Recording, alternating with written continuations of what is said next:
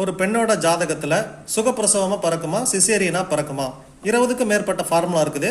One of the formula மட்டும் இதை apply பண்ணிங்கனாலே 60% கரெக்டாக சொல்லிடலாம்.